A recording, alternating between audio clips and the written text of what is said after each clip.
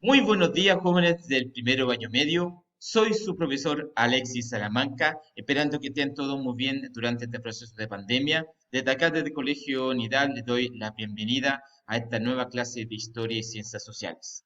En el día de hoy vamos a seguir analizando la idea principal, que es cómo se va a profundizar la idea de nación durante este siglo XIX.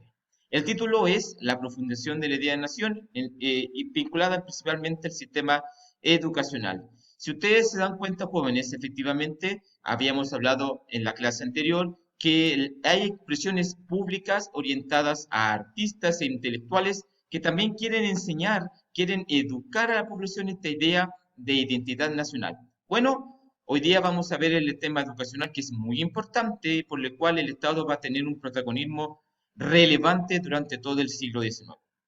El objetivo de la clase de hoy es analizar a la educación como un real aporte a la idea de nación de Chile, a la idea de la identidad nacional, en este gran tema que es la formación y la creación del Estado-Nación. Comencemos entonces, jóvenes, por favor. En primer lugar, hay que entrarnos en el concepto de la educación pública, que yo creo que ustedes ya entienden.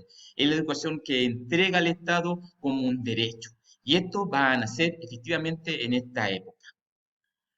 La Constitución de 1833 va a establecer que la educación pública era una atención preferente del Estado, por lo que en 1837 se va a crear el Ministerio de Instrucción Pública, Justicia y Culto, bajo la dirección de Mariano Egaña, sí, el mismo que había redactado la Constitución de 1833 y quien va a concebir una educación pública centralizada en torno al Estado, dejando de lado un poco la educación que estaba orientada a la Iglesia Católica antes de la formación del Estado-Nación, y que obviamente a partir de esta creación de la Constitución va a otorgarle ya de una manera legal el permiso por el cual el Estado va a tomar la educación que estaba controlada por la Iglesia hacia una educación más laica.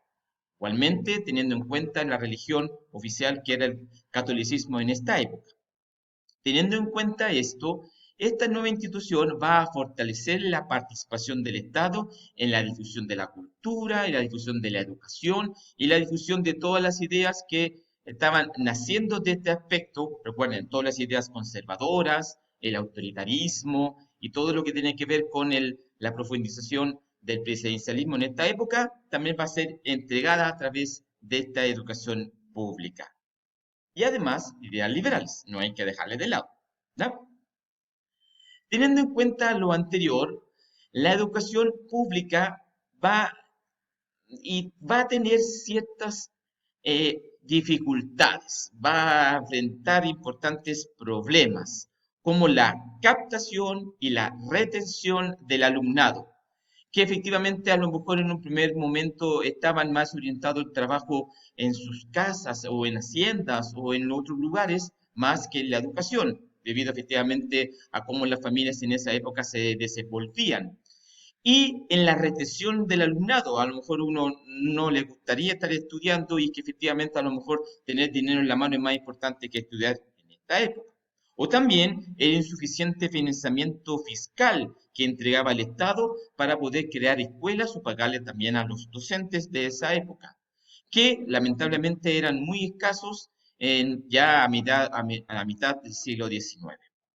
Por eso, en 1842 se va a crear la Escuela Nacional de Preceptores, es decir, una Escuela Nacional de Profesores. Y en 1853 se va a reforzar con la creación de la Escuela Nacional de Preceptoras, con el objetivo de formar docentes para las escuelas públicas primarias, que era el primer eslabón más importante que tenía que realizar el Estado para así efectivamente mantener su idea de una educación formativa. En este aspecto, también en el transcurso de los años, se van a instaurar otras instituciones educacionales que van a complementar este escenario, como la llamada Escuela de Artes y Oficios, que en 1849 va a impartir una educación de carácter técnica, técnico profesional, es decir, en la son aquellas personas que pueden manejar maquinaria, que pueden crear efectivamente la elaboración de algún tipo de producto manufacturado, artesanal y eventualmente de metalurgia. Era importante también esta escuela para poder enseñarles y así enseñar a los otros maestros y de una manera u otra enseñar a gran parte de la población que era también necesario en este aspecto de la modernización e industrialización del Estado en el siglo XIX. ¿Mm? Pero el baluarte, el más importante avance va a ser la creación de la Universidad de Chile. Efectivamente, otra de las instituciones creadas por el Estado para el desarrollo educacional fue la Universidad de Chile. Esta se va a fundar sobre la Real Universidad de San Felipe, que efectivamente era una universidad creada por la institución española, por la corona española en el siglo XVIII, y que va a ser reemplazada por la Universidad de Chile, que fue creada en 1842. Bajo la rectoría de Andrés Bello, la nueva institución se va a transformar en el único referente de educación superior en el país durante gran parte del siglo XIX, hasta que después, en 1860, se va a crear también la Universidad Católica de Chile. Serían los dos grandes universidades referentes en esta época. Pero, ¿quién va a ser su primer rector? Don Andrés Bello. Él era venezolano, fue contratado por el Estado chileno y que va a contribuir significativamente en el desarrollo educacional y cultural de Chile durante todo el siglo XIX, jóvenes. Efectivamente es una persona que va a llegar con nuevas perspectivas, una nueva intelectualidad y va a entregar esta sabiduría al resto de los profesionales que se van a formar en la Universidad de Chile. Uno también de sus mayores aportes fue participar en la redacción del Código Civil, promulgado en 1851 y que aunque ustedes no lo crean, todavía hasta el día de hoy está vigente en nuestra legislación nacional. Pero, sin duda, el avance cultural y educacional más significativo de la época va a ser esta universidad.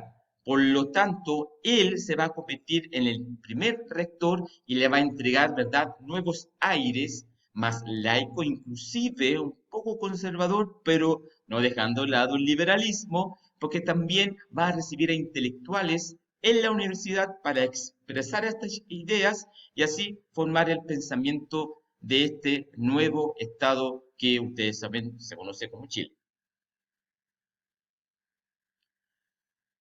Sin lugar a duda, la ley de instrucción primaria va a ser el avance más importante del Estado en materia educacional y fue promulgada en 1860, mediante el cual se va a establecer que la instrucción primaria va a estar bajo la dirección del Estado y más encima tiene de carácter gratuito y que debe comprender a personas de ambos sexos. Este gran avance en el nivel educacional va a permitir al Estado poder entregar de una manera ya establecida por ley la gratuidad de la educación y por obligación va a tener que poder hacer que los jóvenes, los niños, vayan al colegio, porque muchas familias no lo querían, porque no estaban obligados legalmente. Pero gracias a esta ley de instrucción primaria, el Estado, a través de sus organismos de control, va a obligar a familias para poder efectivamente entregar la educación que permite a los jóvenes poder saber leer, escribir, entre otros contenidos desde lenguaje, matemática, historia, artes libres, entre otras. Es la ley fundamental que hasta el día de hoy todavía está vigente. Y por último, una ley también muy importante va a ser la ley de instrucción primaria y, disculpen, ley de instrucción secundaria y superior, que en 1879 va a determinar la responsabilidad del Estado de garantizar la gratuidad de la enseñanza secundaria y superior. Efectivamente, esta ley, lamentablemente, gracias a la Constitución de 1925, no ha sido reformada en su totalidad, inclusive fue un poco hasta derogada por instrucciones de otras constituciones que efectivamente van a traspasada a través del tiempo y que yo sé que efectivamente podría ser muy relevante para la educación en el día de hoy. Jóvenes de primer año medio. Si ustedes se dan cuenta, efectivamente estamos hablando del primer gran avance en el sistema educacional y que sin lugar a duda va a profundizar la idea de nación en nuestro país.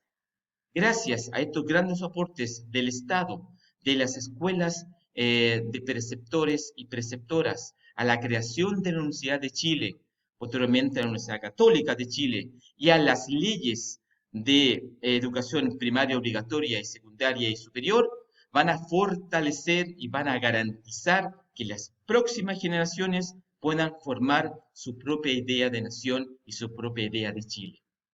Desde acá, desde el Colegio Unidad Jóvenes, me despido esperando que estén todos bien en sus casas y que podamos ver y analizar esta clase en el día de la clase de Zoom. Nos vemos jóvenes y que tengan un hermoso fin de semana.